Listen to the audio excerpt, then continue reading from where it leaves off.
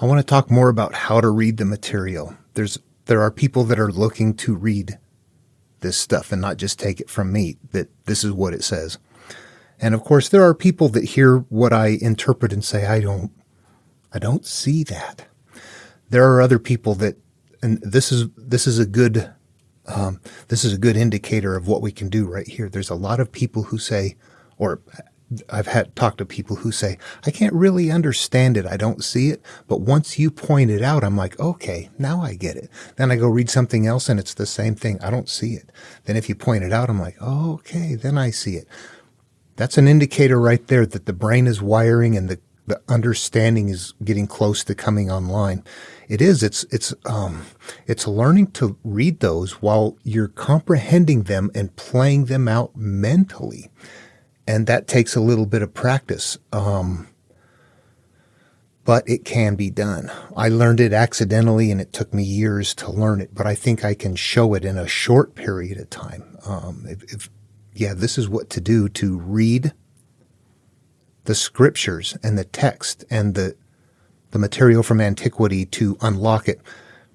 It's spotting the analogs, the templates, and the patterns. But what I want to do in this video is talk about a couple of things. First of all, wiring the brain. If you want to see it, I think that there are certain things that can be done that help us learn quicker. I have talked about this before, but everything from Genesis or other huge biblical stories and combinations of stories are going to contain the same teaching elements of the Buddha verses in the Dhammapada or Lao Tzu verses in the Tao Te Ching.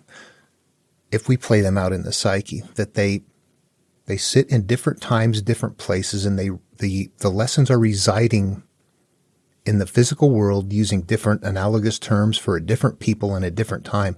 But if we understand that and we drop our biases and go to their time and understand what they're doing, we can unlock these and see that there's passing around a common self-healing teaching. The easiest way to see it to begin with, though, is to find short verses. I would say probably if you want to avoid Christian material, I would say the Dhammapada from the Buddha, and there's a couple of versions. I would stick mostly with this one. I like this one as well. I maybe get two of them. Translation-wise, it seems to me like Pali made it fairly well into English. These are fairly understandable. When it comes to the Tao Te Ching, that is another group of short verses. Oh, before I move on, Buddhism itself is a religion and a multi-step approach, a practice, something that you do in the physical world that changes your past, your life, but that the entire structure of Buddhism is based off of the smaller self-healing template that is within here. This can be looked at very specifically. That doesn't mean that it's being exercised. Being a Buddhist doesn't mean just reading what to do. It means going through practices and doing things and getting rid of issues. That happens with any kind of self-healing. It doesn't actually happen very quickly. Not the self-healing. Of course, as I talk about all of these, I mean the same about all of them. That template, that self-healing template, Taoism is much bigger than the Tao Te Ching. Christianity is much bigger than the Sermon on the Mount. However, those teachings in their smallest form is where that's the origin of the religion that is holding it. Okay, the other thing is the Tao Te Ching. I like this, but I will tell you that it becomes difficult. I got a pile here of Tao Te Chings and more material up on the shelf. Whatever the original language that was written in didn't make it very well into English. It doesn't translate well. And so when you read one translation and then you read another translation, you might look at the identical verse from each translator and think, wow, those don't even sound the same. And that's important to note. I believe everybody's doing their best to translate, but sometimes you have to kind of average it out. The words don't make it too well. An example might be something, a Greek word. We're looking for happiness in life, a way of living that is of a higher nature than what we currently have or what we were born into. We're looking to rise above life, separate ourselves, become enlightened beings. And the Greeks taught the same thing, same place, but a term that they used was called eudaimonia. And it's been translated as we look at, Greek works and try to understand what Aristotle was teaching and from the Nicomachean Ethics. And I think there's a lot of translation that has to do with being happy. You're looking for happiness, that happiness is the greatest good, that's what you want. But the reality of it is that eudaimonia doesn't mean happiness. Happiness sounds great, but if you think about happiness, you realize that it's going to cycle anyway. You might be really happy, something can happen that can bring you down. Happiness is going to be a component part of overall life that isn't going to be constantly there, and it's not achievable. What you're looking for is a better overall quality of life. Eudaimonia doesn't mean happiness. It means I used to live down here with, a lot of despair, destitute. Maybe I'd get happy once in a while, but sad most of the time. But I've made changes, and my life condition, day-to-day condition, continues to rise. That's not happiness. That's eudaimonia. That is living at a higher and higher level than where you started out from. So it's a little bit different. Those are the kind of translation things we run into as we're trying to understand these things. And that's why it's important. Somebody says happiness is what you're looking for, and that's not exactly right. We're looking for something a little deeper. The more material we have to look through, the more we begin to see that. Okay, there's another source of short verse that comes from Jesus. You can find it in the Bible or in the Gospel of Thomas. A little bit in the Dialogue of the Savior, but it didn't make it very well. It's pretty fragmentary. Hard to find anything there. But if you had something like the Bible with the red letter edition and you just stuck with the Sermon on the Mount or the Sermon on the Plain from Matthew and from Luke, Sermon on the Mount, I've got videos on it if you went and looked back through my playlist where I've done this type of interpretation where they play out in the psyche. And that is what all of them are going to do. They're going to use that same process and come to the same place. When Buddha teaches karma, which we learn is eventually we learn it's cause and effect. How we act creates conditions for reciprocal kind of this continuation of almost a wave of what we do. And Jesus teaches the measure you mete into others will be meted likewise unto you. They're the same teaching, but in just different verbiage for different people in different time, different place. But they really translate into the psyche. If we were to look at right off the bat from Lao Tzu, he says one of the first things he says is that naming is the origin of all particular things. And when we play that out in the psyche and it's a part of us, and what we realize is that what we are becoming in life is because of what we have classified the experiences, the condition, what happened, the memory of what happened, and the mental state and the emotional mental state in which we continue to hold it. If we hold it as shame resides within us and it's going to continue to emerge throughout our life. Those are things that we're going to learn, and we want to get rid of that stuff. Jesus tells us, blessed are the poor in spirit. Spirit, we have to make a transition. What is spirit? How do we interact with that? We have to know that we have a mind and that we develop a second part of us as we grow, as we develop, as we have life experiences. We morph from one thing and continually through life into something else. And it's generally in concert with our experiences and how we interact with and continue to manage holding those experiences. And we're looking to separate from that, to realize what is going on and to become no longer a product of our past and those experiences. And that is what is all going to emerge throughout there. But the shorter verses, as you continue to dissect them, cleaning out the inside of your cup, You cannot put new wine, new life, new sensation into an old wineskin, into your old self. You must first get rid of your old self, clear out the old self before putting in the new life. When you begin to get to that level with them, your brain is wiring to see what's going on. As it gets into the other stories, they take on it's a massive layering that starts coming into play. It's not just a small structure anymore. What it becomes is it becomes media for the population. It becomes stories that are built off of that in all reality, all of the people and all of the components along the way are us and played out in our psyche. And the more people there are, it's no big deal. It's not real. They're just adding numbers. But there are things in there. What they're relating to is us at different parts of our time in life, where we were, what we were like, what we experienced. There are parts of us that emerge as a result. This is a part that's hate. This is a part that's shame. Those are put away. They continue to emerge. We'll give them this name or that name. They're in charge. This is the person that's in charge that represents your old self that's going to have to be destroyed later by the new self. All of these are going to be component parts that you begin to go, that's what they're doing. It's a self-healing thing. And all of those people on the outside represent pieces and parts of who and what we are, our characteristics, our love, our joy, our shame, our hate, our pain, our good sides, our bad sides. All of that are there.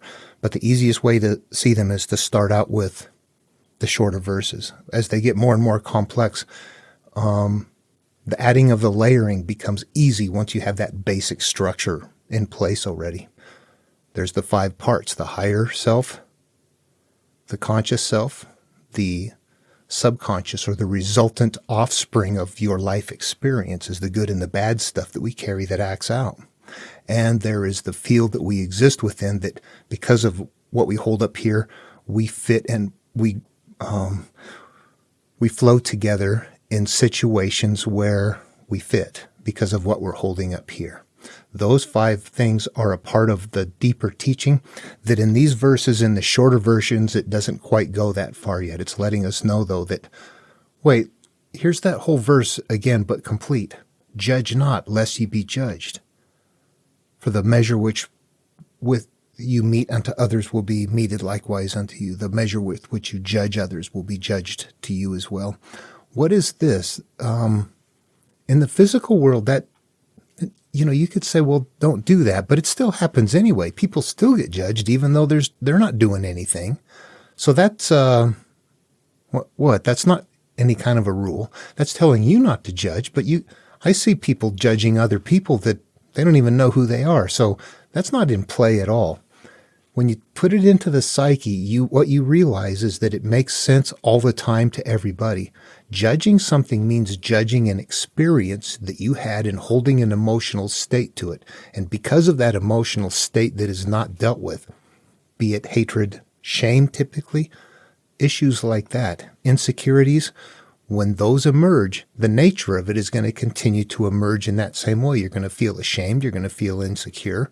We're going to feel hurt. We're going to feel angry. We're going to feel all those things acting out.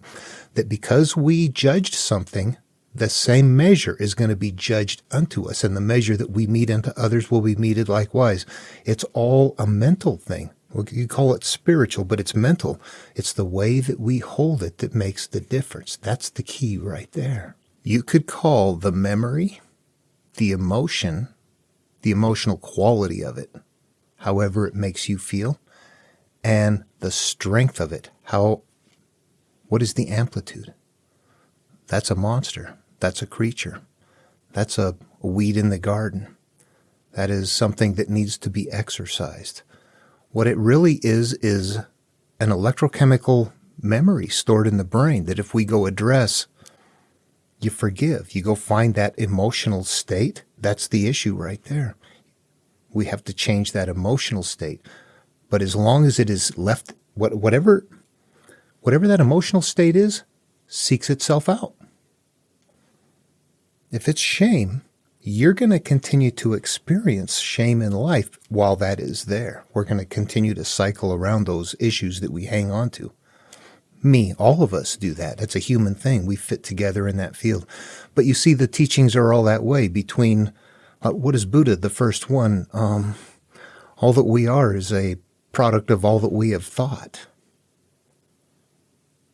It's pretty plain language, but when we look at it down to the real nitty-gritty of the brain, it becomes interactive. We now know we can do something. We know what we have to do. It might not be fun. You look at something that is very shameful you held all your life. Imagine resolving that. That's what it takes. It's a tough path. It's not for everybody. But if you want to learn that process, I would recommend that, leaving out the bigger stuff to begin with. Enoch and Genesis. I'm still doing the myth one. I'm working on that, taking through a bigger story. But if you're on your own trying to wire that in, when you can read it out of this stuff, and you see other layers in there too, you might see something like, let's see here. We join spokes together in a wheel, but it is the center hole that makes the wagon move. Make this you. The center hole is what we can visualize here is that a wheel is moving around with spokes together, but it's the center hole that makes the wagon move. Yeah, perfect. But it plays out in the psyche and it means something. What it means is that this is a cycle. Whatever is in the hub, whatever is being held in the middle, is what creates the motion of the wheel, the circular pattern of the wheel and where it goes to. Right here, we see that same teaching that there is patterns emergent. We have to get into them that much. Though, as I continue to ponder this, though, and look at it, though, that wheel means more than that, actually. It's whatever is in the hub, the wheel, as within, so without. This is a version of that. This is a visual version of that saying right there, that the nature of that wheel's travel is based on what is in the hub, which if we analyzed in the psyche would mean that the nature of our life cycle is based on the nature of what we are holding in our mind, and not just our conscious mind, in the hidden recesses of our mind. I have one of my own I use that, if you watch my videos, you've seen it commonly. It's an anchored ship cannot sail, or just, we cycle around that which we cling to. All of that is a component part of the material, that what we hold on to up here goes along with our life, and we have to let that stuff go.